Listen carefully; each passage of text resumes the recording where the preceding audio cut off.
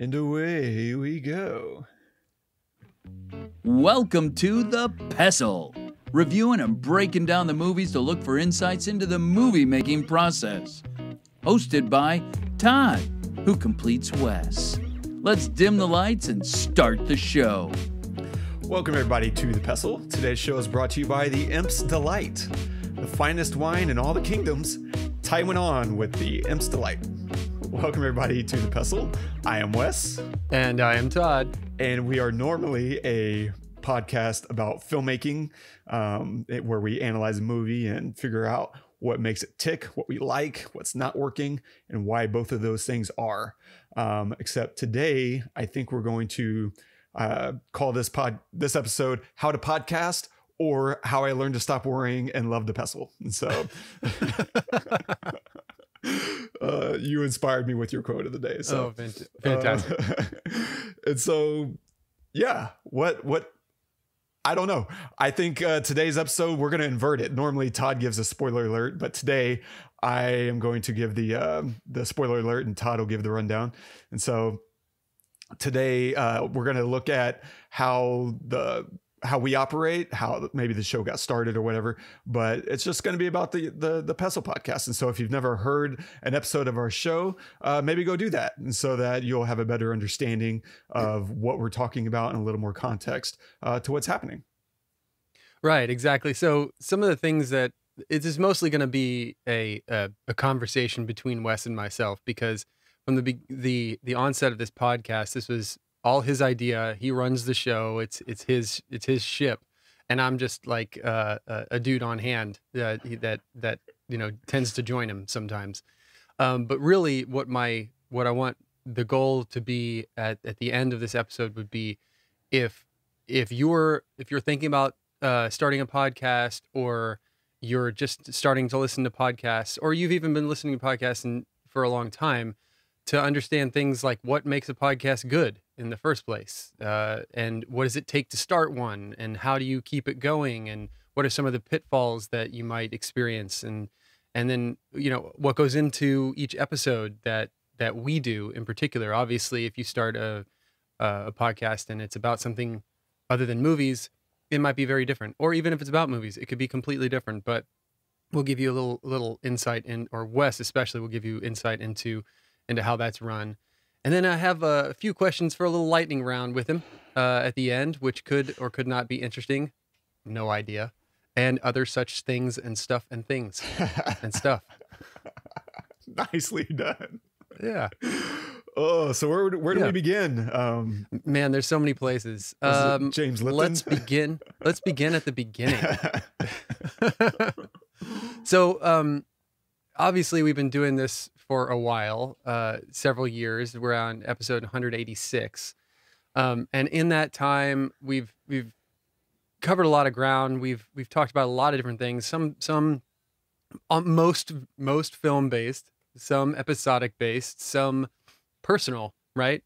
But in general, what podcasts right now or in the past, like whenever we first started, do you kind of like get your inspiration from, or do you really listen to and like, and why? Like, was there a specific podcast that made you think, you know what, I could do this, or this would be fun to do?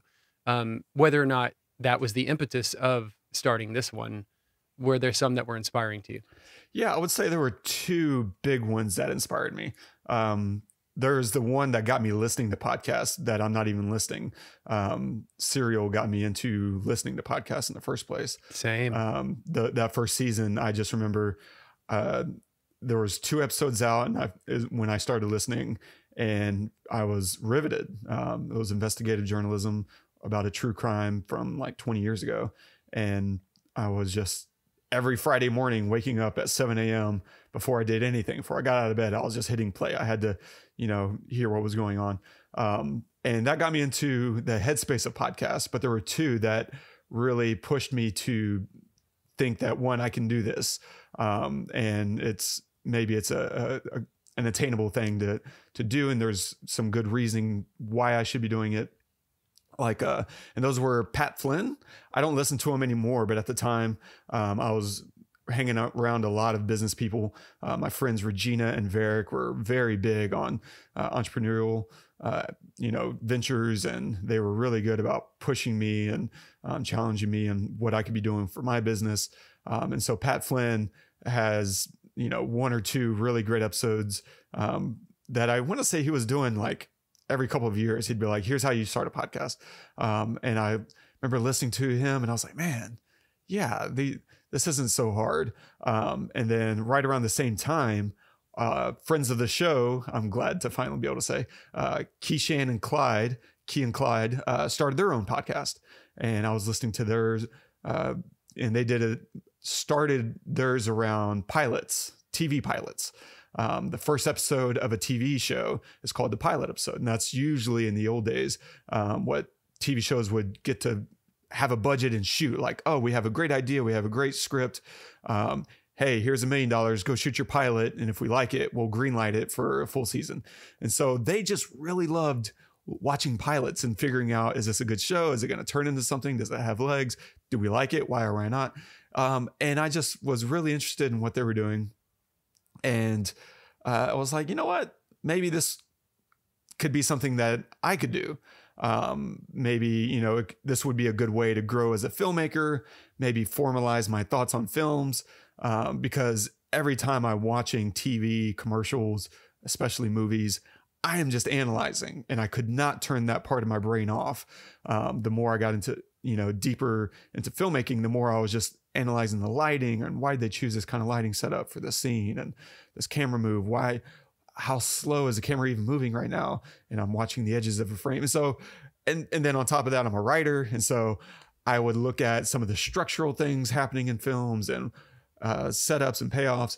And so I thought, man, this would be a great way to actually formalize my thoughts, because I would have all these ideas while watching a movie and then forget them, an hour later.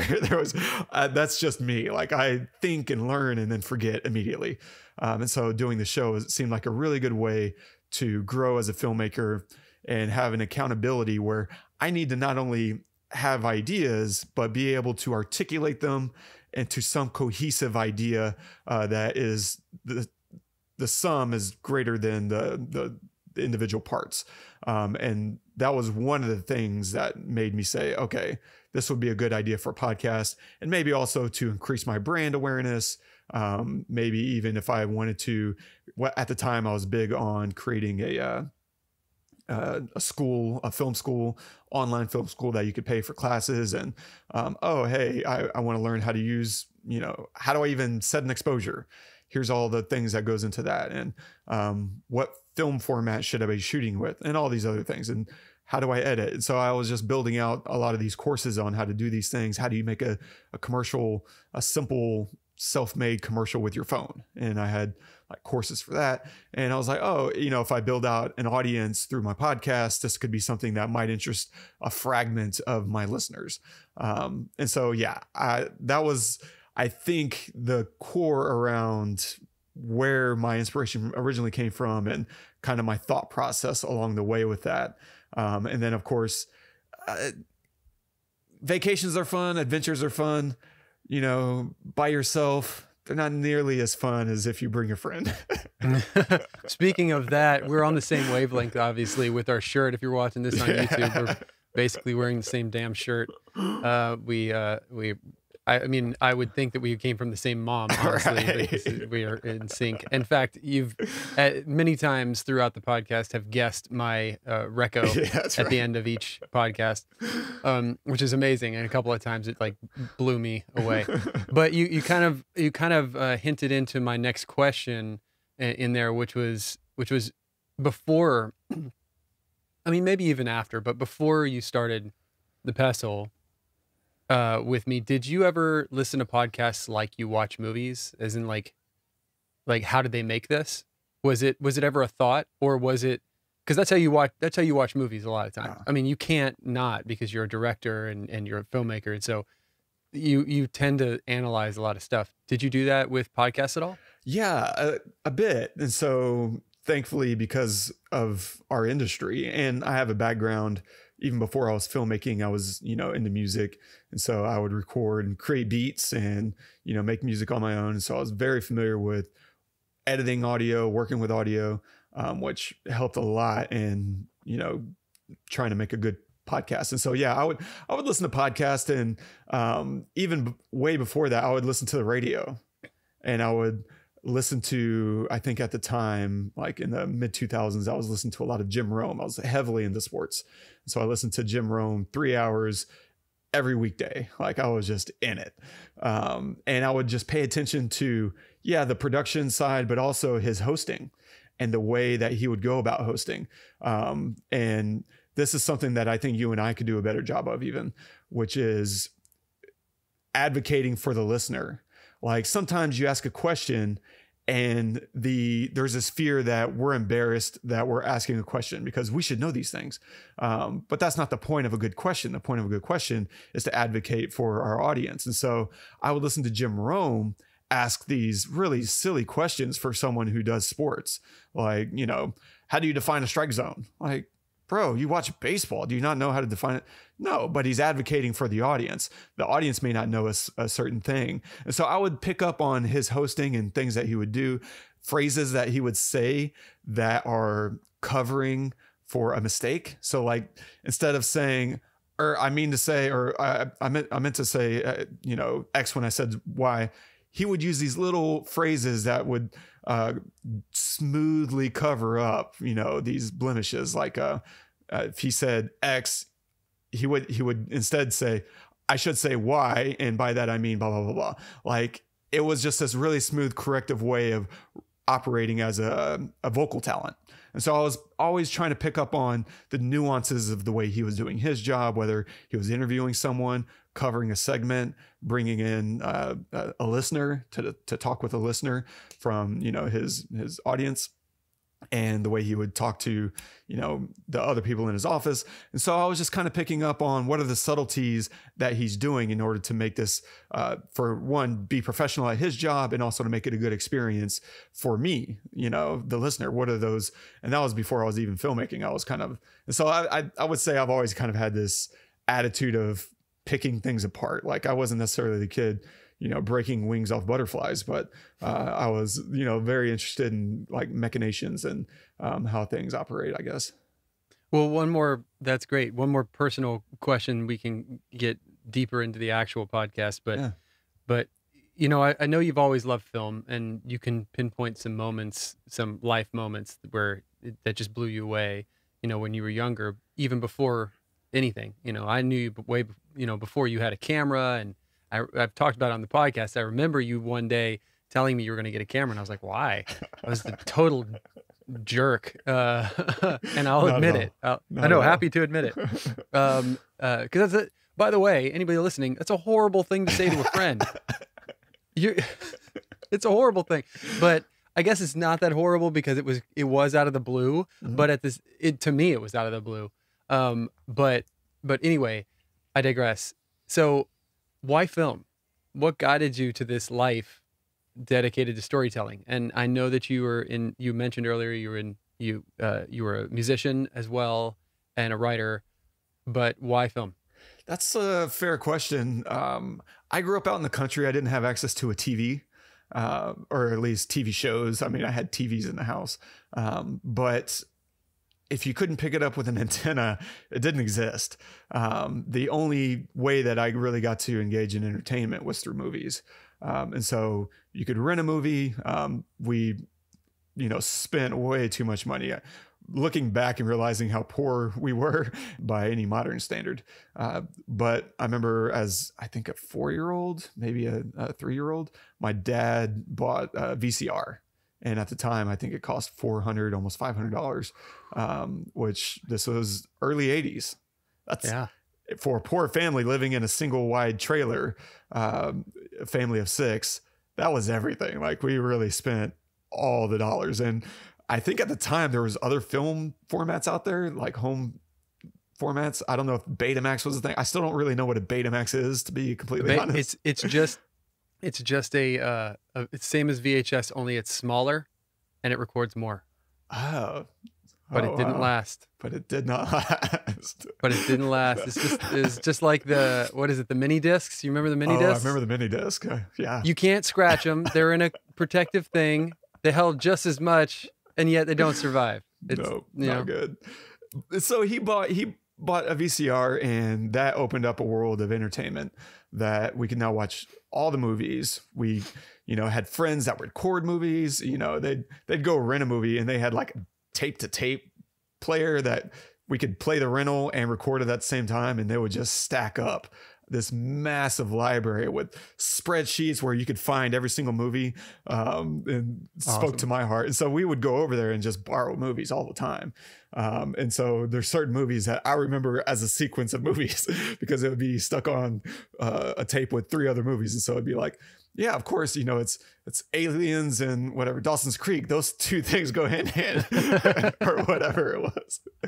And so I watched so many movies, and that was just the way I understood entertainment in these 90 to 2 hour blocks. And so I was always thinking in movie. I was always telling stories. I grew up in the countryside. And so I took the bus to school for most my childhood up until I was like, I don't know, 11 years old, when everything kind of went haywire. 11, 12 years old, I rode the school bus every day. And in elementary, I remember being on the bus and telling my friends stories. And I would just create these huge random stories. I was just making stuff up, and I would try to plan it in advance. I'd be like, oh, I'm going to tell this horror story. And then one time I told like this mob story of this mob family, and that would take weeks and sometimes months to tell these stories, And so I've always had this storytelling component. I was writing in elementary, silly little stories. And when I got into junior high, Mrs. Toon, my English teacher, challenged us to write every single day.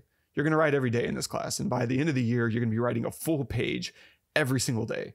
And that just pushed all my boundaries. Like, can you imagine as a 12-year-old, 11-year-old saying, yeah, I'm going to create a page of content every single day? I can't imagine as a 42-year-old.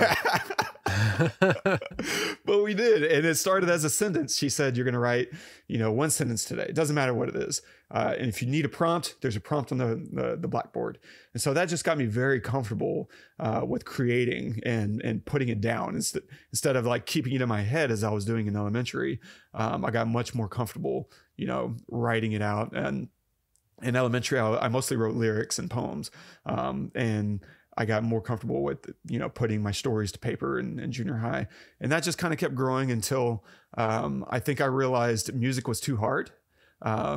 There's a certain irony in this because I was like, man, the problem with music is you have to do it all by yourself.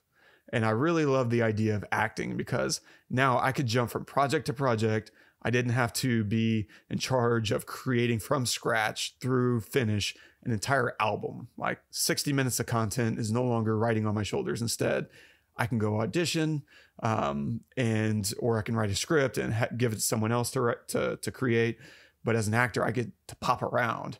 And then the bitter irony now is I'm a writer director. Mm-hmm. So it's full circle. And so movies just eventually landed in this atmosphere of it's much more comfortable to collaborate. It's a lot easier to present your work and to have a bunch of one-off stuff.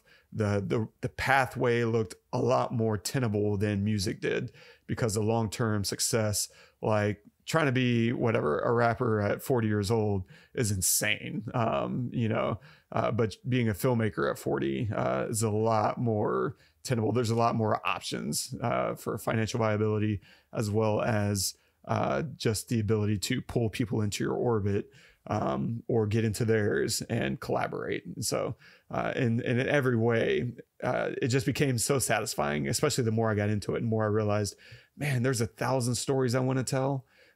There's so much about the world that I see and that I want other people to see. And filmmaking just looked obvious. There's no better way, I think. Well, there is a better way. I think music is stronger because you can tell an entire story in 2.5 to 3 minutes that you need an hour and a half to do with a movie. But in 2.5 minutes, you can make people feel something through the music, and you can tell them a story through the lyrics and through implication. Like, there is way more power in music than there is in film. But even within that, I think you can tell longer lasting stories that make a bigger mark through film. That's awesome, man. Great answer. Was there a moment that you thought, you know what? Yeah, I want to start a podcast. And was that a different moment than you acting on it? It was pretty close. As with most things, I sat on it probably for several months, and it just kind of kept bubbling and percolating until I finally threw it out to you. And you're always great about adventures. You're always like, yeah. And I was like, okay. My default is yes. Yeah, it really is, which is so cool. And not just because you were my best friend, but that aspect of you made it really easy to go to you first. And I had contingency, but I didn't think it would be as sustainable with other people as it would be with you. And so I don't know if there was a specific point where I was like, I got to do it.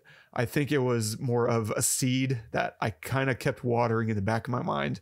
And at a certain point, it burst out of the ground. And yeah, that's awesome. That's kind of what I assumed. I mean, that's what happens with me a lot too. Whenever I have an idea about something, but I know it's going to take a lot of work. And I question myself, do I really want to do that much work on this? How bad do I want this? And if it keeps coming back up in my mind a few times, then I usually just say, you know what? All right, let's do it. So that's actually comforting to know that you kind of do the same thing, or at least in this case, you did the same thing. Yeah. So when we started it, did you have a goal, or was it just, let's just do a few and see, what this happens? I mean, did you have a goal, or was it just something to do with your bestest friend in the entire world? I had a goal, and certainly, the bestest friend thing, absolutely. But it's hard for me to not have goals whenever I start out doing something. Like if I start a weight loss, journey, I have a goal of, I want to get to X% body fat. Or if I'm in the gym, I have a goal, I want to hit 3 plates on my bench, or whatever. And so my goal for the podcast starting out was this idea of 2,000 true fans.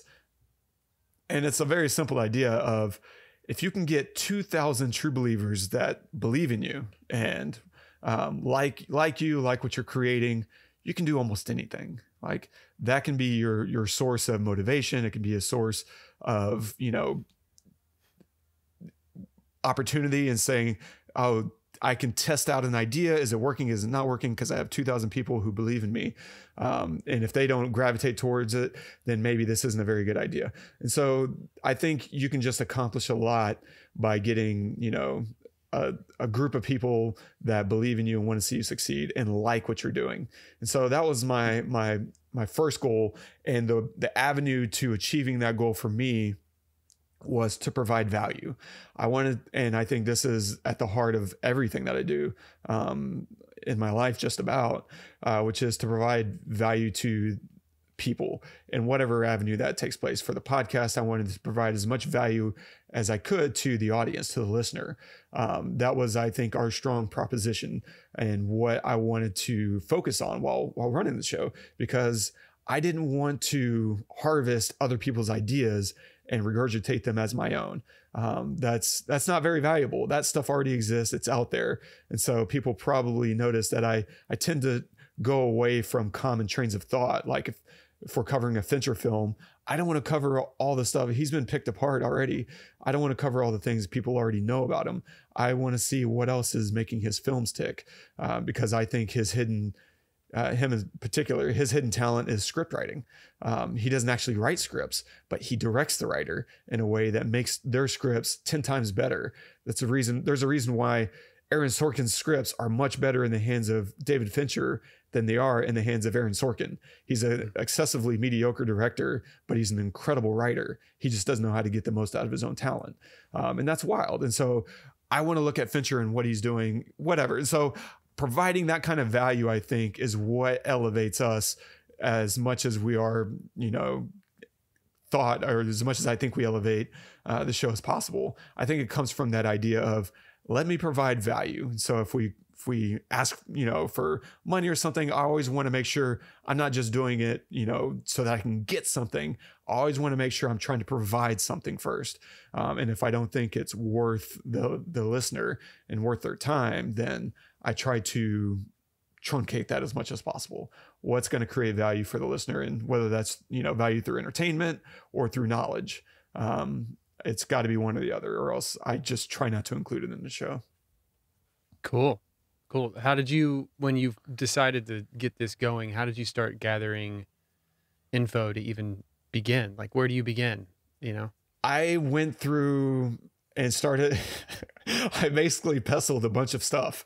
I went through, and there's a link that I'm going to provide in the show notes. And that's right now at the bottom of our show document, that I just went through websites and started like trying to find out, what is everyone advising if you're going to start a podcast? And so I went through a bunch of how-to guides, and I kind of, collected and distilled the bullet points of everything people are trying to advise. And so I started with Pat Flynn. He has a site called smartpassiveincome.com. And I'll link his show in that episode, assuming it's still around, which it probably is. If it isn't, he's redirecting it to something because he is that, detail focused. But I was like, okay, so what is everybody saying? And I went through and collected notes from him, like how podcasting roads. He has a little roadmap, because it's not push button easy, but once it's set up, it's easy to maintain. And right now I'm literally reading off my notes. You're going to record an episode. You're going to spit out an MP3. You're going to add ID3 tags. You're going to upload it to your host. And then you're going to create an RSS feed and submit that to directories like iTunes and Google Play or whatever. And then you need 5 core things before you even begin recording. And what are those things? And what are the notes from another site? And it's like, here's equipment and software you might need. And it's funny, all this stuff, I would say half of it I already knew, but I try not to assume I know everything, which might, confound our listeners. I really don't believe I know everything. I promise. I think I'm never the smartest person in any room. But even though I knew some of these things, I wrote it down anyway, right? It's like, I just want to check myself. Like, what are they? And so like equipment and software, the mics that they were recommending and accessories that they're recommending, the mixers they liked, the recorders that they liked, their recording tips, like have consistent mic placement, which will create consistent sound. Make sure you level your sound and make sure it's not peaking when you level it. Show length, introduction, your intro, your outro, your website. Are you going to have a website? Are you going to include that URL in the episode? And if so, you need to know what that is before you record the episode. And so, are you going to have different segments? What do those segments look like? Are you going to have a daily content thing? Like, we have a quote of the day, and that's inspired by Pat Flynn, because at the end of his episodes, he would have a quote of the day. And I was like, I like that. I'm going to do it in our way. Like, he has it in his way, and we're going to do it in our way. And I think our way is really, really fun. I enjoy that. And so I just kind of kept, and again, I'll link my document so that if anybody wants to feed off of it, but I just kind of kept making notes. I put it in our Slack channel. I created a Slack channel that Todd and I could look on and, have shortcuts. And if you go to the very, very top of it, you'll find all the stuff that's still in there. All the stuff that I was learning. I also asked Key and Clyde for their tips. They were already doing it. So I was like, even though I'm a filmmaker and a lot of this isn't so distant from what I do, I, once again, wanted to make sure I'm not overlooking anything. And so I was like, hey, what advice can y'all give me? And they sent me a document and some ideas and notes. And so I took notes on their notes and went through a bunch of other places. And so it was just a collection of data. And then once I kind of ran through it 50 times in my head, I was like, okay, what do I want our show to look like? What's going to make it ours? Not how can we imitate someone else? Oh, I like what they're doing, I'm just going to do what they do. No, this is the Wes and Todd podcast. What makes it Wes and Todd? What are our personalities? And so for me, the structure of the show kind of spawned out of that. If spawned is a fun word. Yeah. It sounds devious. And so for me, it really kind of began with introducing ourselves. And so we kind of redundantly make sure people know what the show is about. And the audio intro, I wanted it to be a voice that wasn't ours. So at least one time in the show, people would hear a voice that wasn't Todd and Wes. And so that's the intro. And it's more fun to have a voiceover artist recording silly commentaries on the film industry. And that's just and what I really love about that is I get to write all these stupid, phrases and jabs, without having to say it. Like I can take a jab at Ridley Scott's Prometheus without, taking a direct jab. Like I can filter it through comedy, and I can make a jab at Marvel, even though I would give my right arm to make a movie for Marvel. Right. Yeah. And so it's all in jest, it's all in fun, but it's also often some layer of, humor, to make the audience laugh. And then I kind of double down on that whenever I pop on. It's through a faux sponsor, right? It's something that doesn't exist. And that's just another way to start off the show with humor, because the rest of the show doesn't have a lot of humor in it. Like we're not focused on humor. We'll make jokes, but they're 100%, or at least 80% like off the top of our head. Every once in a while I'll plan a joke, but you will. Yeah, I will, but it's pretty rare. I like to, just try to stay focused on what we do, and any humor is completely spontaneous. Things that drive me nuts and other shows is like all this bad humor where people are laughing when they're not. You can hear fake laughter. Like when you and I laugh at each other, it's genuine. But when I hear whatever the Fox Sports Sunday show with all those guys, they are just fake laughing for 2 hours straight. And it just gets under my skin, because I don't believe you. You're not really laughing. You're trying to present this happy face. And it's not infectious. It's annoying to me. And so I like authenticity. I really highly value authenticity as in everything that I do, whether it's in creation or through conversation. Like authenticity means a lot to me. And so the intro and the sponsor are, I think, part of our stamps. This is what makes our show. And it's also film related, right? The Imps the Light, right? That's a film reference. If you understand where that's coming from, like there's an extra layer of humor to it. And if you don't, who cares? It's, 5 seconds that it takes me to read that. And maybe it makes you curious, or maybe it doesn't. I don't know. I have no idea, other than it satisfies a certain creative itch in me to write something unique and individual for every single episode.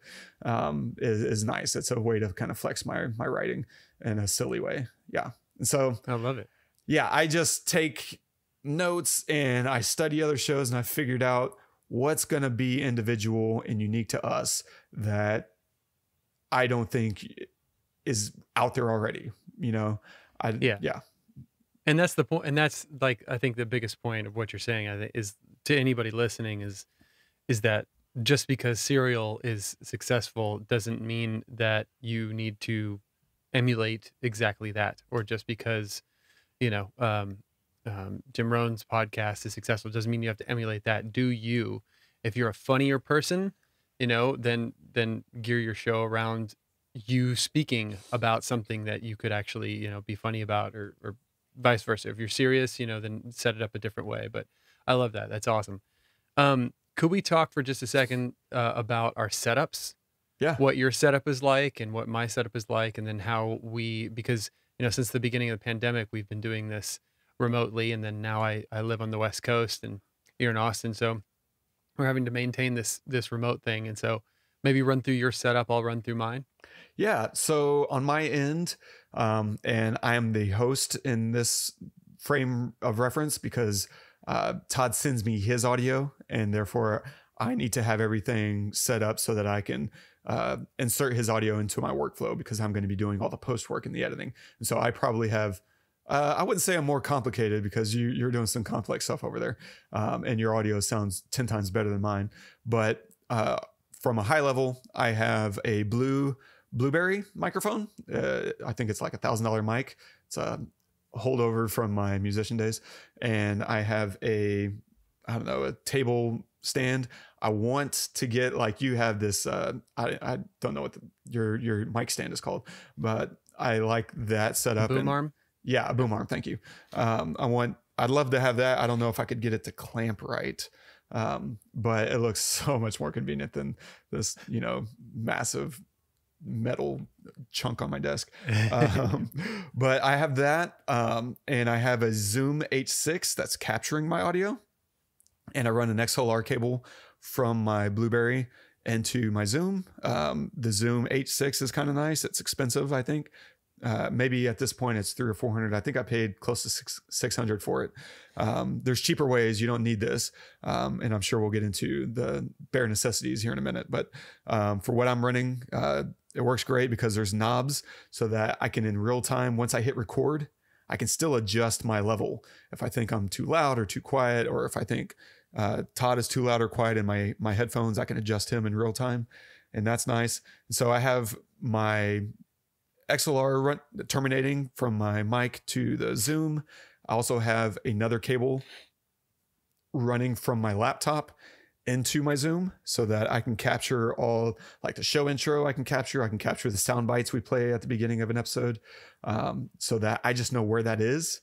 I swap it out for higher quality audio in post, which is a bit of a headache, but the problem is Todd's audio runs directly into and mixes with my computer, all computer audio. And so if Todd and I are making jokes while background, audio is playing, I can't use that audio anymore. And so it's just easier to swap that out in post regardless. And it's just better audio because it's the original source.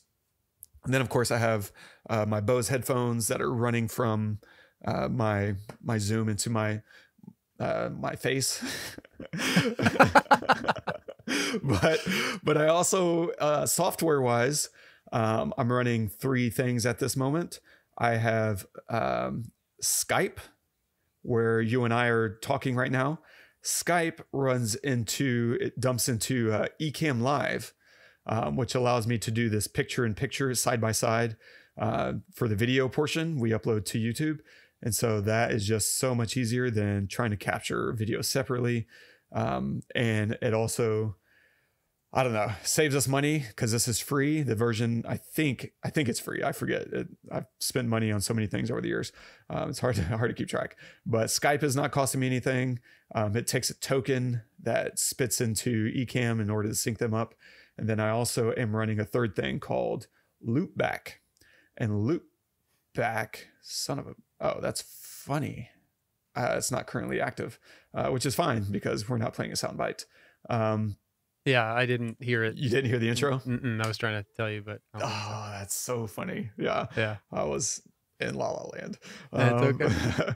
It was the one that says Todd who completes Wes. Yeah. And so Loopback allows me to reroute audio so that Todd can hear what I hear whenever I'm playing back things like the introduction that he did not hear. But also if I want to play a soundbite, no matter where I play it from, whether I'm playing it from YouTube, my computer, laptop, QuickTime, or Finder, if you hit spacebar in a MacBook, pops up a preview so that you don't actually have to open QuickTime. So wherever I want to listen to audio, Todd can hear it and I can hear it at the same time. And it also allows me to capture his audio without overlaying my own audio, so that as a failsafe, if for some reason Todd's audio doesn't work, and it is corrupt, which has happened, I'm able to capture his audio and use that as a failsafe. And it still sounds good because you run your mic audio into your laptop, whereas I am not. He is hearing my audio through my laptop's microphone, which isn't as good. And do you hear whenever I'm like clicking on things? Is it like it's insanely loud? No, it's not insanely loud, but I hear it. Okay, sorry. I don't hear it. No. I don't hear it as much now as I used to. Okay, hopefully. Yeah, so I've tinkered with trying to run my mic through my computer. It's a massive setup. I don't know why I can't like simplify it, but it becomes this really big headache with a lot of points of failure. And so I tend to shy away from it. It's never bothered me. Okay. Well, that's good to know. Like, that would, yeah, if it ever really like gets into you, like, don't worry. I just don't want you like stressed out in the middle of trying to have a conversation. No. So is that it? Yeah, that's pretty much it. So what are you running over there? Yeah, I was gonna say. So I have SM7B, which is, I guess, very typical. Is that a Shure? Yeah, Shure SM7B is just very typical dynamic microphone. And for anybody listening, dynamic microphone would be best, as opposed to like a condenser microphone, which will pick up a lot of like mouth stuff and stuff you don't want. That's really annoying. It'll pick up somebody starting a car, like 2 blocks away. Really, a dynamic microphone is great because it's very directional. You have to talk into it. If I speak off like this, I go away, and speaking into it, it's noticeable. So it's able to cancel out a lot of other stuff. And then I have this little boom, which you don't have to have, but I have, and I'm running into a bunch of gear, right? I have a bunch of gear in front of me, but really what this is directly going into is an Apollo Twin, a Universal Audio Apollo Twin interface, that then goes into my computer. And that's it. I'm as for capture software, I'm running Studio One. I used to be Pro Tools and Logic, and then I went to Studio One, and it's just so much easier, and I love it. And then whenever we're done recording, I put on a little bit of fluff, right? I have a de-esser, which takes a little bit of the harshness off my S's. I have a little bit of a lisp, so it helps a little bit. I have this plugin called Soothe 2 that also helps a little bit. This one knob fatter, it's called a fatter plugin that I put to kind of like give my voice a little bit of girth. And then some EQ. EQ is first. What a man thing to do. Yeah, right. And that's it. And then I bounce that, send it to Wes. But there's a little bit of there's also a gate on my voice too. So if they're kids are screaming, if they're screaming loud, you'll hear it. But if they're not screaming that loud, if they're just like in the other room or like walking around, the gate kind of cuts it off. What does a gate mean? Oh yeah, sorry. So a gate is it operates kind of like how a normal gate actually would. Is it open or is it closed? When I'm talking, it's open, meaning that you can hear my voice. If I'm not talking, it's closed, meaning it cuts everything out. And you can set thresholds to say, okay, anything above negative 30 dB, I want the gate to open. You can also set how fast you want it to open. If you want it to open slow or if you want it to open really fast. So if I set it what's called a hard knee, which is like if it's 29 negative, if it's negative 31 decibels, it's closed. If it's negative 30, it's open. Like that's a hard knee, meaning like you hear nothing or you hear your voice. A soft knee would be, it starts to open slowly over, 10, 20 decibels, right? So you just do a hard knee and you set it pretty low and you're fine. You can just play with it, but and that's what I do. And then I send it to Wes and then I forget about it and all the magic happens. Magic indeed, sir. But to this point, like what would you recommend someone actually buy in order to start the podcast? Like what is necessary as opposed to like what we have? Yeah, I would say like you want a decent mic, but you really don't have to go spend $300, $400. Like I bet at this point there's really good mics for under $100. And I would probably avoid anything that's cheaper than like 20 or $30. The resonance isn't going to be there. You're probably going to, maybe it'll break. I don't know. I just feel like, if you look for a minimum of 40 or $50, you'll probably find some good stuff and you'll find some really great stuff at $100. Like one of the oldest working, greatest microphones ever made, right? It was that the Shure 98? What's that? The SM58? SM58. Yeah. Like that's an incredible mic and it's $100. Like, I don't know what it's running for right now. I mean, inflation's probably screwing up all my numbers, but, no, it's probably around there. It's probably still there. Around there. Yeah. Like that's one of the most time tested mics out there. And you can have that and just throw, whether it's a filter in front or even on top, you could probably find some kind of microphone filter to kill your plosives, right? The P's and the P's and these little blasts of air that Todd was just talking about. Because I have a pop filter on my mic as well, just to kind of help cut down some of those mouth noises that Todd was talking about. So I would say that's a minimum requirement. Good sound is important. If you're going to splurge at any point in your entire setup, do it on your sound. I hear way too many podcasts that I feel like I suffer through that have really just mediocre sound, and it's so frustrating. And then the next thing you'll probably need is a way to capture audio. Now, this could be any number of things, and there are cheap ways and there are expensive ways. Todd and I are probably you're certainly on the more expensive way, but you're a musician and you record audio, so that's second nature to you. But you can have something as simple as an external recorder. Zoom has a old H4n. You can probably get for $40 or $50 at this point, used on Craigslist or eBay or something. And it has XLRs that you can terminate into. There's simple ways that you could capture with your laptop. A good mic running into your laptop is still going to give you pretty good quality. Now, it could always be better. There's always better ways of capturing your audio. And so you're just looking for, hey, let me get started. Don't be the kid who shows up to baseball with all the best gear and thinks that's what it takes to be a good baseball player. Like, get the bare minimums and figure out, is this something you're going to be good at and something you enjoy? And then save the expensive stuff for later whenever you hit a milestone, like 50 episodes, 100 episodes, and say, if I can make it to this point, whatever it is, then I'll splurge the extra $200-$300. Like, don't come out the gate thinking the best gear is going to make the best show. That's not where you want to spend your time and money. Certainly not your time. But the next thing is a way to edit. Like, at some point you just need to edit it. I don't think you want to take that entire raw file, which is probably going to be a WAV file, way too large, and upload that directly into a host, because there's file limit sizes with all these hosting services. And so you're going to want a way to edit it and to spit out an MP3. For me, I use Premiere Pro. That's just because it's easy, but there's a lot of free stuff out there. I haven't used that stuff in ages, but I assume Audacity is still out there. And it is. What other free software programs would you recommend for editing audio? Yeah. So if you have a Mac, GarageBand is free, comes with the Mac. It's fantastic. I mean, everybody talks about Logic. GarageBand is just as good. To be honest, it's 90% of what Logic is. And in it, you'll have plugins that are stock that are great, like a gate.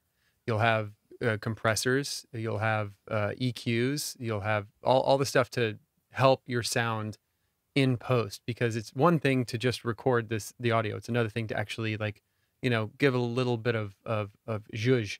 And as you know, if you're doing a podcast, audio is everything, as Wes said.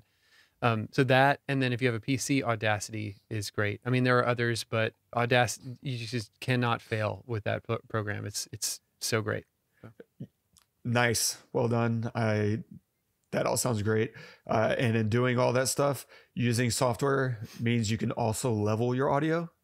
Like, get it. I mean, there's 1,000 ways to approach this. I usually aim to peak at around -6.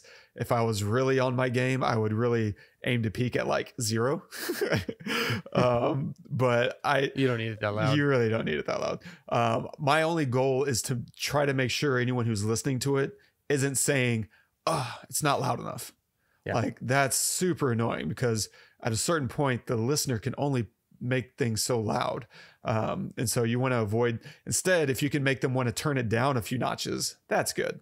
That means now they're in control of the leveling. And I think at the end of the day, you want to try to, as much as possible, put the control in the hands of your audience. And you can do that by leveling your audio, finding out, and you do that by testing it all. Test your setup, record, 3 minutes, and figure out, like, hey, how's my mic placement? How's my sound leveling? Do I need to, increase the leveling while recording, or can I focus on, like, just doing that in post?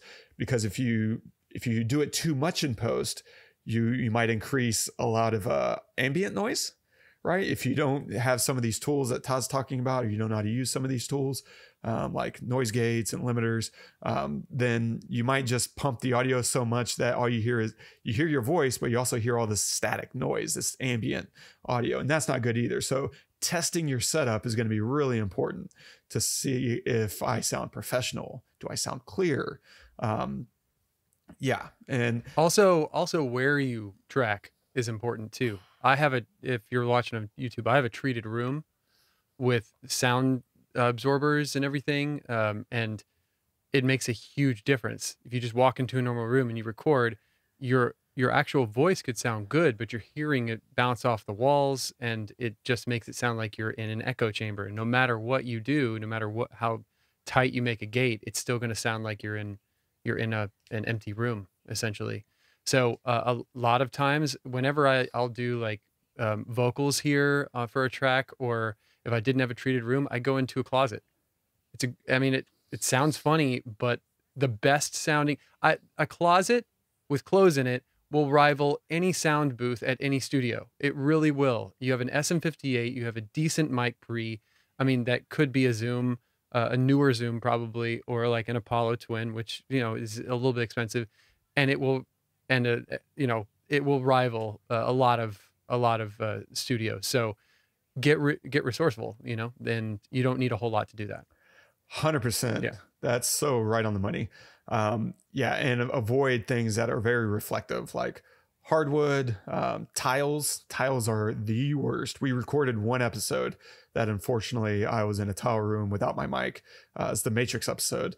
I did it on the road, and the MacBook has a decent mic because I have the new 2021 version. Yeah, the M1 MacBook Pro maxed out, blah, blah, blah, with the rear whammy bar and all the stuff. I ended up renting a Airbnb that had all this. It was just nothing but tile, and I understand why they did that. It's easier to clean or whatever, but it made for a terrible recording experience.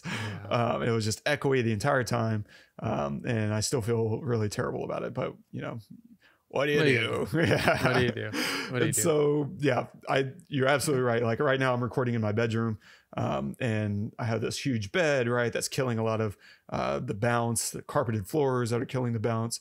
And so, yeah, whatever you can do to kind of kill echo and deaden the audio in the room is going to be to your benefit. Good call. Agree. Yeah, so I would say those are kind of the minimums. Now, you could always add more onto that. Do you want a website? Now that gets into like the post-production side.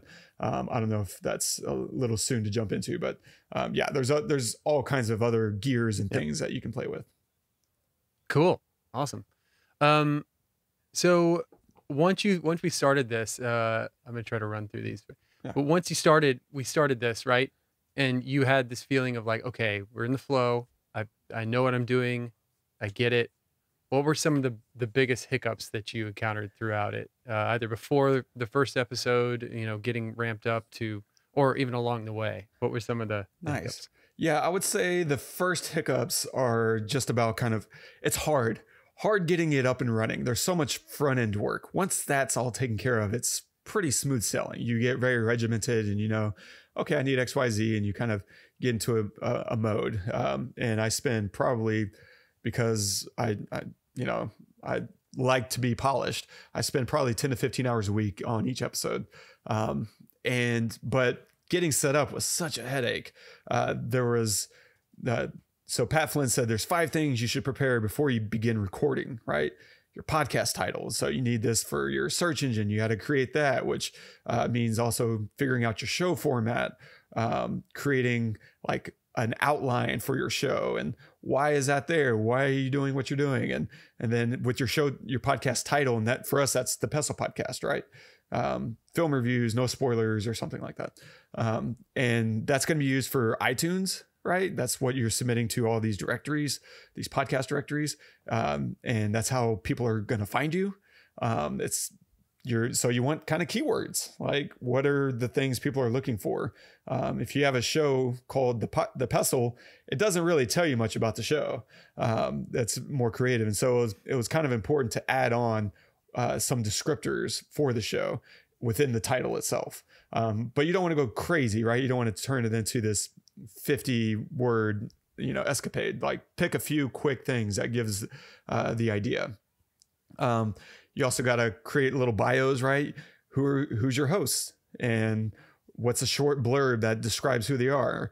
Wes Evans, writer, filmmaker, whatever, jerk. Todd, musician, athlete, saint, or whatever.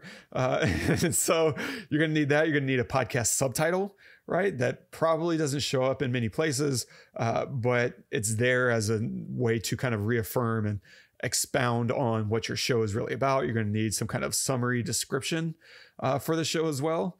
And that's a much bigger description and summary. So if you go on our show, it's like Cinema Lovers Unite or whatever. I was just trying to think of every movie thing and synonym that I could throw at and create complete sentences. So that was the idea behind that.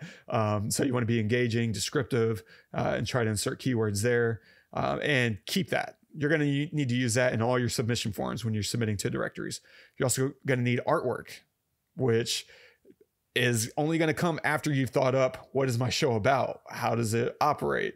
What's the title? And then once you kind of understand all these things, now you can go into getting artwork. You're going to need that for all the directories like iTunes. If you look at our podcast running on your phone right now, you see our thumbnail. We had to have that commissioned. We're not artists in that way. I'm certainly not. Maybe you have this hidden talent that I don't know about, but nope. I couldn't draw, anything. And so I think we hired 99 Designs at the time. And we spent $200 or $300, getting that created for us. And that's going to be good as part of your brand, right? Brand recognition. But just creating that itself takes a lot of work because it needs to be big. Like you need to have it in, 3,000 by 3,000 square JPEG or PNG file. Maybe it's bigger now. Maybe it's 5,000, square pixels or whatever. It's got to be big, but it has to be optimized so that when you squeeze it down into like 150 by 150, you still know what it is. And so your letters can't be these tiny, crazy things, right? It has to be optimized, and that takes artistry. And so you need it in a variety of scales for all these other purposes. And then I think that was probably the biggest hurdle, is just figuring the setup, figuring the format out.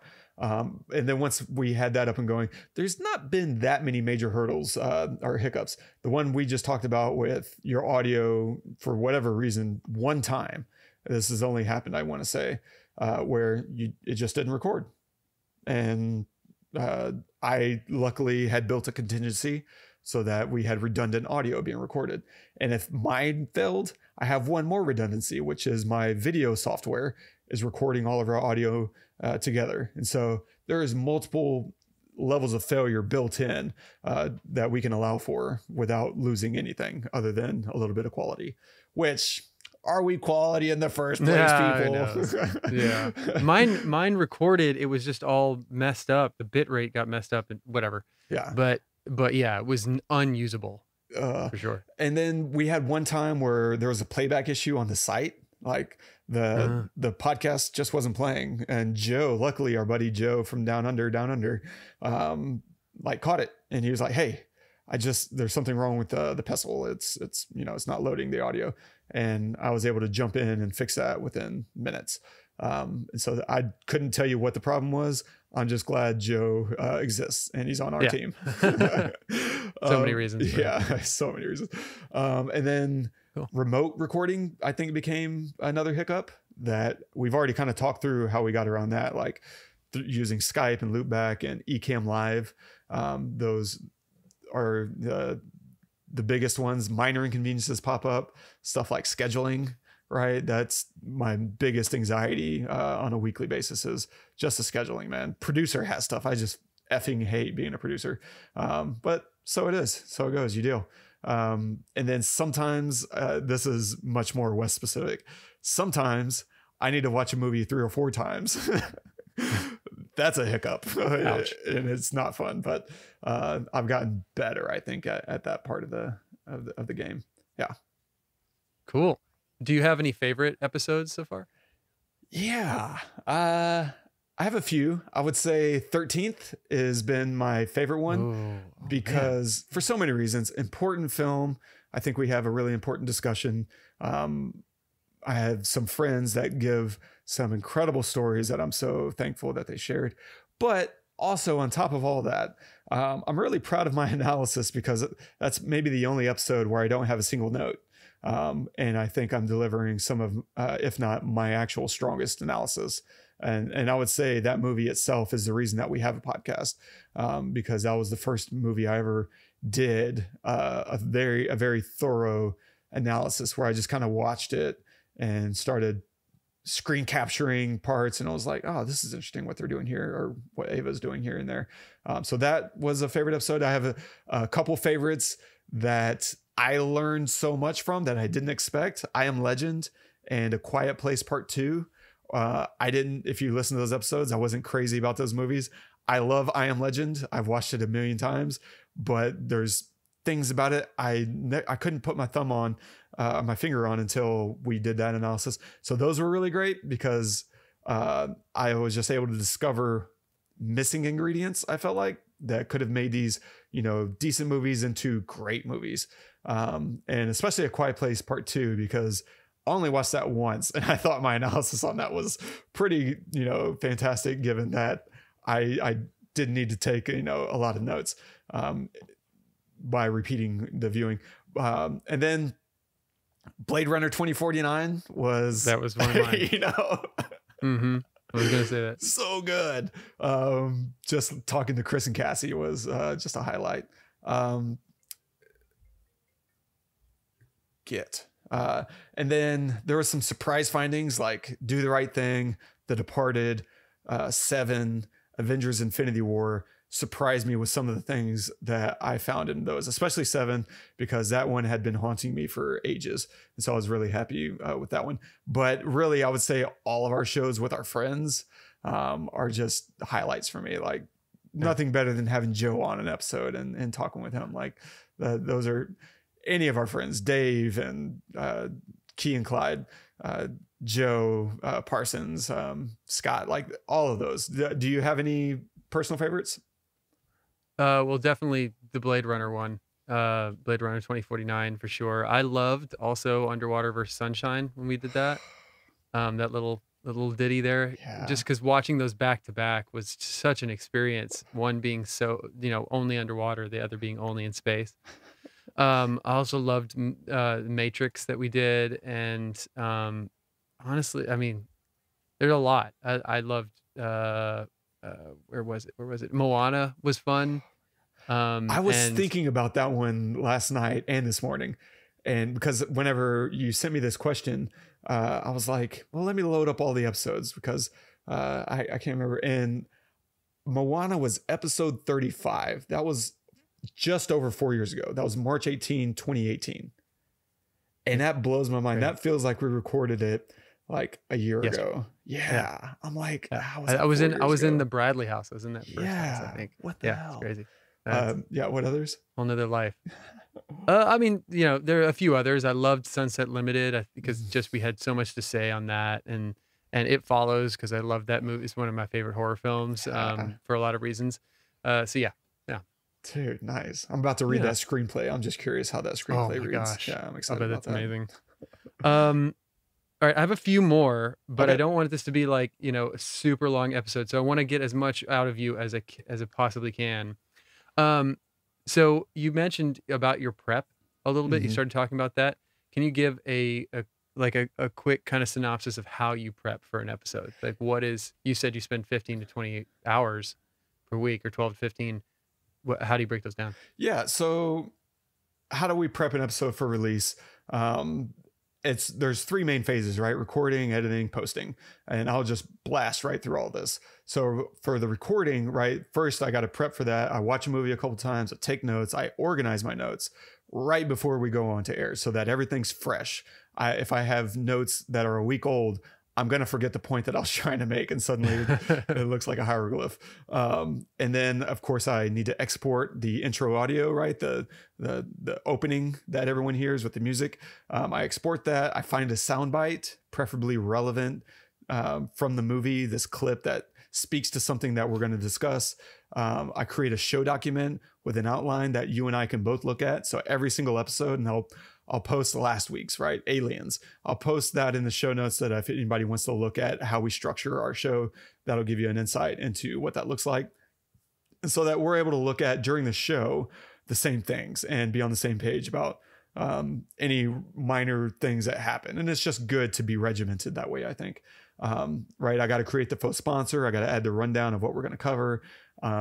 We confirm what we're covering next week, which is a great way to keep us on track. I think that's one of our strongest things that we do, that compels us to do the next episode. We have to decide right now before we record what we're going to do next. Great point. And now we don't have to spitball for the next week or whatever. It's like, nope, it's already decided. This is what's happening. And that creates a sense of momentum, I think, for us. And then I find a relevant quote of the day, preferably something that's topical to what we were discussing, the film. And then, of course, we sit down, record.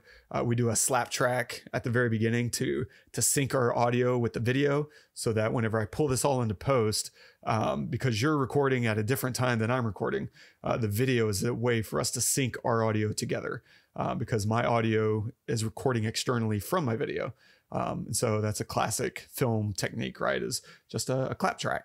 And then the editing, once we're done, I try to templatize everything that I can where possible. So I'm not creating from scratch a brand new sequence. If you look at our YouTube channel, right, you see that we have an overlay, right, that has our Instagram handles, and we have a thumbnail with our logo. I've created that into a video template in Premiere, so that all I got to do is duplicate my template and then start filling in information. This is episode 186, how to podcast. And then I open up the video sequence, drop in our data, right? Here's the video, here's the audio, I sync it, and now all I got to do is edit. And for editing, I'm just looking at removing uhs and ums, redundant dialogue. My goal with editing our podcast is to tighten it, to make us and guests sound a little bit smarter than we actually are. But I think the reason for that really is to keep the thought flowing and easier to digest. If we constantly are uhs and umming, you can start to lose the train of thought in your mind as the listener. And if I remove that stuff, the train of thought is much cleaner. And so you're going to process and digest it the way we intended it, not the way we delivered it. And those are two different things. And editing is so much more important in order to accomplish that. And so I highly encourage editing. Not necessary. Not everyone does it. Maybe not everyone cares as far as listeners go. I care. It drives me nuts when I'm listening to shows that don't edit their stuff, and I'm listening to a host. Like, my favorite podcast is the Reason Roundtable. It's the editors of the Reason Magazine's Libertarian podcast, and they never edit. Like, every once in a while they'll edit, and I'm so thankful, but they never edit. And there's two of their hosts that just and the entire time. And I'm tempted every week, every single week, to edit everything but those uhs and ums and send it to them. To say that this is what you're making me sit through. You should. I might do that. I might finally break and do it because of this episode. But at the end of it, I realize I usually trim close to 5 or 6 minutes of stuff. And if you think about it in another way, I'm saving each person 5 to 6 minutes of their life. Not just making the show better, but I'm saving that. And if you extrapolate for, if we get 1,000 listeners, that's 5,000 minutes of Earth time that I've saved people that I like. Because if you listen to our show, I like you. So from there, I also try to remove anything we get way wrong or misspeak right. Anything that's worded poorly, that just didn't represent ourselves in the best light, or anything that strays too far off topic that would be off-putting for the listener. That's tough because I don't like censoring. That goes very much against our beliefs. But at the same time, I want to protect our image. And so that becomes very difficult. There's a sequence in the Girl with the Dragon Tattoo episode that I really weighed for like 2 or 3 days. Do I cut this sequence? Do I not? At the end of the day, I thought we do just enough, even if not perfectly, in order to get ourselves across, and I left it in. But I really try not to edit you out because I don't want to censor your voice. And so if I edit you, it's because I really, really, really think this is for the best for everyone. And so I'm much more judicious with you than I am with me. I hack myself apart. I'm like, Wes, you idiot. Wes, you idiot. Don't say that. And there's times where I just get it wrong. I fact check myself or whatever. And so once all that's kind of done, I export an MP3 at 80 kilobytes per second or kilobits. And that's because the file size has gone up since we've upgraded our hosting. It used to be closer to like 56 kbps, and for video it's H.264, and I usually do like 15 megabytes per second, and that's fine. For posting, once I export the MP3, I add metadata. It's called ID3 tags, and I add like the title, the description, the URL, all into the MP3 file, and I use ID3 editor for that. It's like $5 or something like that. And it's been great. It's really, really simple and easy. And it's another one of those kind of templatized things that's just regimented now. And then I got to create 3 separate things for the show. I create a web page right at the end of every episode. It's thepestlepodcast.com/howtopodcast. And so I need to create that page that you will go to. And that gives me, I need to make a title, a short description of the episode, in which case I'm trying to work in any puns or entertaining references where possible to kind of keep the lightheartedness and fun going. I got to get trailers for our recommendations. I create 2 images for each episode that have small file sizes, even if they're large files. The resolution is big. So I'm looking at ways to squeeze those images down so that whenever you go to the webpage, it loads fast. You can't have these 2 megabyte files. And then those also serve as like the video thumbnail that I use for YouTube, but that's a separate third image because that has other data that I put on it. Then of course I upload the MP3 to the website that has a widget for Blueberry. We host with Blueberry. And instead of uploading directly to Blueberry, they have a widget that you can use in WordPress. So I upload it to Blueberry through WordPress through our plugin. And then of course I add any relevant show notes. So while I'm editing, I'm listening to see if I need to correct anything, fact check myself, say, I screwed that up. Hopefully people are looking at the show notes to see Wes screwed up a thing and he's correcting himself in the show notes because that happens from time to time. Almost never, right? Never. I'm almost perfect. Yeah. No, not at all. Or link anything that we're referencing to, right? So like last week, we talk about James Cameron, and there's this apocryphal story about him pitching aliens. And so I did a quick fact check. Is this real or is it not? Well, guess what? There's a story behind it, and I linked it in the show notes. And so I try to find anything interesting that adds to this show's experience and that people might find interesting and add it to the show notes. And then I have a separate post for our Patreon members, right? And where I add my film notes, the show notes, the trailers, and I try to add some kind of personal note to every single episode so that, there's an extra personal touch. And then I upload the same thing to YouTube with a description. That's its own little headache because it's a much bigger file. And then I also have to wait for it to trigger a rights claim. And then I have to dispute it with Warner Brothers or whoever, because we have, these clips for the show. So I have to dispute that claim with fair use rights. And then I schedule all this stuff out. Like, this will go live next Tuesday at 7 a.m., blah, blah, blah. And so that's kind of a quick overview of how the show works. Wow. That is quick. Yeah. That's a ton. It is. That is a ton. Now, just to be clear, if you're starting a podcast, you don't have to do all of those things. But like the YouTube stuff and everything, it's just because, it's something that we didn't start the podcast with that. It evolved into that, right?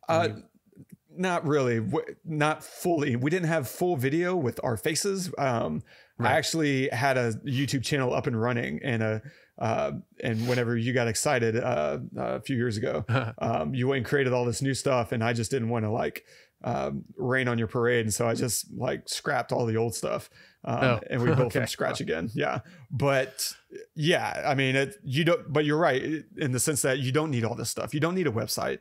Like there's podcast hosts that you can just upload directly to there, and there's plenty of successful podcasts that don't have their own website. Like, so don't think you need all these things. You don't. You can build those later if you want to. Man, wealth of knowledge there. Thank you. So I want to have really quickly a lightning round of questions for you, where I'm just going to ask you, and I want you to say the first thing that comes up in your head. And some of these, they might take a second, because I know that you'll probably respond and you'll think later, oh, I should have said this or that or whatever. But really, I just want to kind of like get into your head, not just like a filmmaker situation, but as a human being, essentially. But I'll start with a few toss-ups, right? All right. Okay. Favorite actor? Ooh. Oh God. Yeah, that just hit me out of nowhere. Denzel Washington. That's good. Favorite director? Christopher Nolan. Nice. Agreed. I agree with that opinion. Favorite film? Interstellar. Yeah. Still. Favorite TV show of all time? Oh. Yeah. I knew that would be a That's brutal, because sticky point for you. There's the best TV show ever, which I would argue is The Wire, but I wouldn't say it's my favorite. My favorite? Oh, you piece of crap. Come on, first thing. It's a lightning round for a reason. Game of Thrones. Okay, cool. All right. Best use of your time away from film? Oh God. Exercise. If you could go back to the beginning of the podcast, what would you have done differently? I would have looked to engage more people at the launch. I think we tried but didn't do enough in order to get like more reviews. People don't understand how important reviews are for the success of a show. And so if I was starting it again, instead of just like reaching out to a few people and posting on social media and hoping that people will do it, I might have written a list of like 50, 100 people, each of us, to text individually the day of that we launched our podcast and said, hey, you have an iPhone. Here's a link to our podcast. Would you mind going on and rating it? Because that's the SEO signal for iTunes and all these other, people that are watching iTunes directories, in order to say this is a quality show, and that gets you ranked higher at the beginning. And now you can pop up in their new and noteworthy, which suddenly means instead of, 100 downloads an episode, you're getting like 1,000, 2,000 downloads an episode. And so I think having that better of a launch would have meant we would have had a much better, more visible show at the beginning. That's a great point. I don't think we really knew that we were going to be 186 episodes in. I don't think so either. Right? I was going to be surprised at 20 episodes. Yeah. Yeah. Okay. How has the Pestle impacted you personally? Oh man. I feel like I've grown so much as a writer and a filmmaker by doing this show. I'm so used to, I don't know, just plugging things into my schedule and forgetting about it. Like I work out, 6 hours a week. I don't really think about it that much. I just kind of show up and do it. And this show is kind of the same way in that I don't think about it too much throughout the week. I'm at a good place, but at the same time, it's had a massive impact, I think, on the way I view my writing, the way I view my filmmaking. And I think my skills have gone up, even if only theoretically, quite a bit in my mind. Yeah. Yeah. Cool. All right. What was the last corporate job you had? Ooh, oh God. Yeah, I ran the largest YouTube channel in the world for several years. And I did that for a company at the time called Demand Media. And which is funny, I was really good at social media at the time. And as soon as I left, I stopped all of that stuff. I just could not take it another day. Yeah. But yeah, that was my last corporate gig. Yeah. And that was with me. I That remember was that. with you. Yeah. All right. Where will you be in 3 years? Oh, there's the dark, sinister answer, but Come on. Yeah, I think, that's such a hard, because it requires me kind of like projecting, Speak it. yeah, making movies. Why not? Yeah, there you go. I like that. All right. As dogs go, what is your favorite pizza topping? Oh. Are you talking single topping, or if I can have... You know what? Just answer the question, Wes. Pepperoni and mushroom. Love it. What bear is best? Claw. Bear claw? Yeah, that's right. Wrong. Black bear. The Office. All right. Last question. Here you go. If a train is traveling due east at 35 miles per hour and another is traveling due west at double that rate, and both leave their stations at precisely 2:18 p.m., what is the likelihood of me nabbing a role in your feature film this summer? Ooh, I would say it's 3 to 5%. 3 to 5%. Jesus. Ouch. I would put it All right. pretty close to 100%. Fantastic. That is a great way to end that. I love it. Oh man. It's fantastic. Can I leave like one last bit of confidence, I guess, keys to success if someone wanted to launch their own podcast? And I think the number one key to maintaining or creating or, having a good podcast is sustainability. Like, it's not going to be sustainable if you're not passionate about what you're doing. That's the only reason we've done 186 episodes, because we love doing this. It's not because we're getting paid. Like, this has cost me so much money. And it's not because, we're getting famous and people are, all over us. No, like, we just love doing it. We love hearing from you when that happens. So be passionate. That's sustainable. Don't overextend yourself. I think I could make this a more successful podcast with another 2 to 3 hours of work a week. But I think that's the straw that's going to break my back. Like, I just can't do all the social media stuff without exhausting myself. And so don't overextend yourself. Templatize where possible, and just be consistent. Like, if you set your markers and your milestones and say, this is what I need to do, and just, it goes into being sustainable. Like, if you can't be consistent, then you're not finding the sustainable path. Like, it's everything. Being sustainable is what's going to get you through your first 50 episodes. Yeah.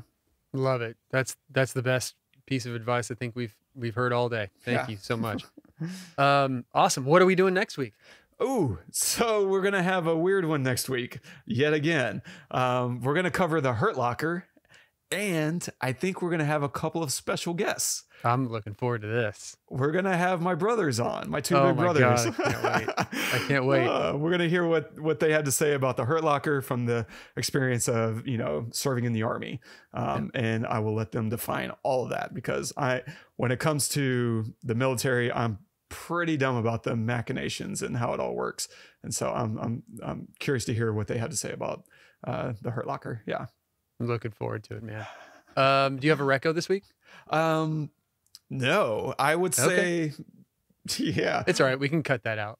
Yeah. Well, what are you going to recommend? Let me ask you that. Prisoners. Oh, okay. Yeah. I've been wanting to watch that again lately. I've seen it a couple of times. It's brutal. But I love that film. It's amazing. Yeah. Amazing and visceral. I downloaded a ton of scripts recently, and that was one of them that I want to read, because I want to go through his catalog, Denis Villeneuve's catalog. And so, yeah, that's another script I'm going to be reading soon, and then reviewing. Yeah. I'm going to recommend the In the Dark podcast if you're really into podcasting, and you want to hear some really good journalism. In the Dark is absolutely astronomical. I think I've recommended it once before, which breaking a rule, but if you want to hear just great journalism, well structured, and get inspired to go create something for yourself, I think In the Dark is absolutely fantastic. Yeah. Great. And so make sure that you subscribe, review us on iTunes and all that stuff. We really appreciate it. We're going to end with a quote of the day from Stanley Kubrick. And I want you to read this one. Oh, nice. Yeah. So quote of the day comes to us from Stanley Kubrick. I do not always know what I want, but I do know what I don't want. It's fantastic. I was looking for something from a director that I loved, and this jumped out at me because that's absolutely how I operate in my life. I have no idea. There's so many options of what I want, but I know exactly what I don't like. It's like such an easy way to compartmentalize that decision making, you know? That's so good. And that's true of humanity, right? Like we always think, oh, this is exactly what I'm looking for. No, you often, you kind of need to see the wrong thing before you figure out the right thing, you know? And that's 100%. That's okay. That's directing. Yeah, exactly. Oh, this has been fun, man. Thank you so much for shedding all this light on this. I think if I wanted to start a podcast separate from you, I definitely could do it now. Nice. Thanks, man. Go start the Pestle. And all right, guys, make sure you join us next week when we do the Hurt Locker. I cannot wait for that. Hanging out with your bros. Make sure to subscribe, review us on iTunes, anywhere you get your podcasts. And the website where you can get this episode at is thepestlepodcast.com/howtopodcast, all one word. And please share us with your friends. And if there's a film that you'd like to hear us review, we would love to hear from you, and we would love to review it. But until next week, I'm Todd. I'm Wes. Go watch the movie and listen to podcasts. Yeah.